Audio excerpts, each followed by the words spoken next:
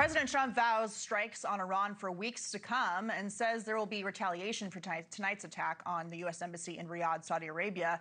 But this is far from the first time he's been tough on Iran. He actually spoke about the country over 45 years ago in the wake of the hostage crisis.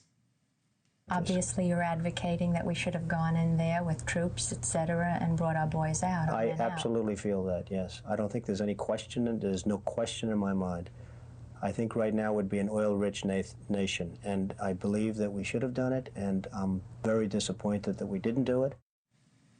Now, as we head into the midterms, how are voters responding to President Trump's foreign policy agenda? I sat down with Alabama Senator Tommy Tuberville to discuss that and much more. Take a look.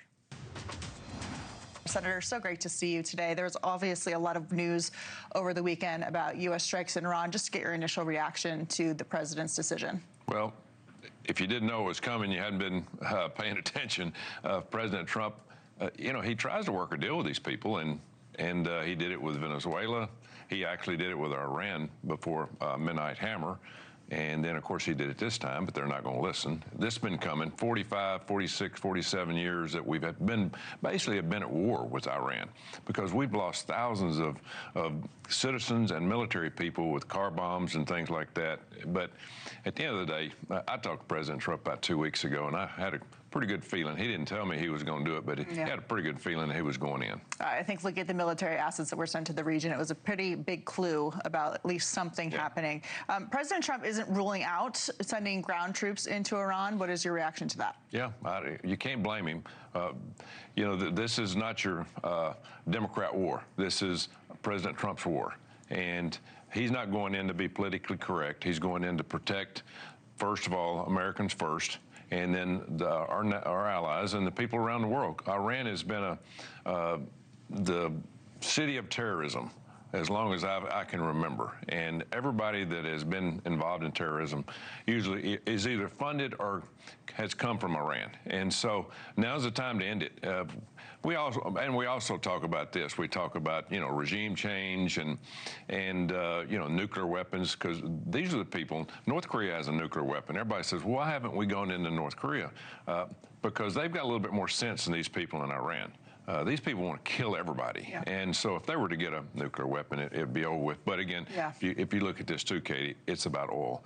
We're shutting off oil from Venezuela to China. Exactly. And from Iran to China. Secretary of State Marco Rubio, of course, a former colleague of yours, was on Capitol Hill today, and he was explaining that the objective is to get rid of the ballistic missile program in Iran, which has been, of course, enabling the regime to try and produce a nuclear weapon that he says is the objective, also destroying the Navy. Democrats on Capitol Hill have been arguing for years and years that the Iranian regime is a problem, that they threaten U.S. interests. Senator John Fetterman is actually calling out his own party today on X. He said every member in the U.S. Senate agrees we cannot allow Iran to acquire a nuclear weapon.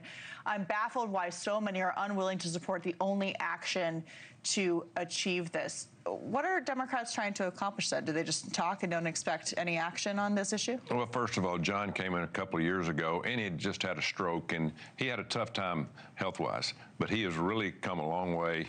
He's got more common sense than the rest of the Democrats combined. It's absolutely amazing, and he speaks for the people of Pennsylvania. He doesn't speak for himself. Most of the Democrats speak for themselves and what they believe in. Nobody really cares. This is America, and John Fetterman speaks for Americans, all Americans, not just the people in Pennsylvania.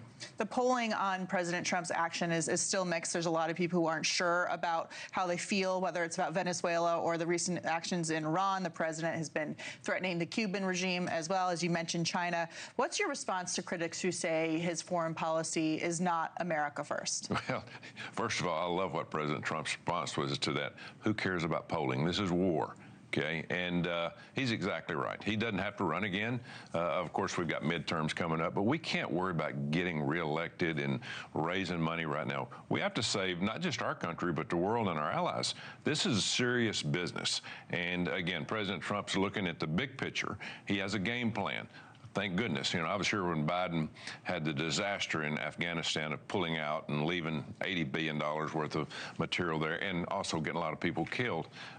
There was no plan there. President Trump's had a plan all along. He's been thinking about all this, even between his first term and second term. He went after Soleimani, he went after ISIS. He did some good things the first term. He had a total plan about not just United States and making us first, but how to make us safer, and he's doing that. Democrats have been holding DHS funding hostage. They say they want a number of reforms to ICE before they fund the partially shut down government. We saw a terrorist attack over the weekend. The FBI has put the country on high alert for their counterterrorism division. What is your message to Democrats who continue to play this game while we are facing down this threat, not just overseas, but here at home? And it's just exactly what you said. It's a game they're playing. This is not serious business. They have to fund DHS. I mean, especially now that this has happened. This is not going to be a short war. As President Trump said, at least 4 weeks. The second wave is coming. Heard him talk today, and he's speaking the truth. You know, he hit Iran pretty hard. They haven't seen anything yet, because he's going to make sure this is over with when it's done, unless they make a deal, and I don't think that's going to happen. But they have to fund DHS. This is serious business. If we have more people killed, we saw what happened in Austin, Texas. These people are nuts. They're absolutely nuts, and DHS needs to be out there catching the criminals and deporting them and getting out of our country, because we have cells everywhere that are very, very dangerous. All right. Well, Senator, great to see you. Thanks for coming in. And Coach, good luck with the next year in football. Thank you. We got 7 more months, but I'm looking forward to it. We always beg for the season to come around. That's right. Good to see you. Thanks. Thank you for watching. Subscribe below and download our NewsNation app right now on your phone, and you will get fact-based, unbiased news for all Americans.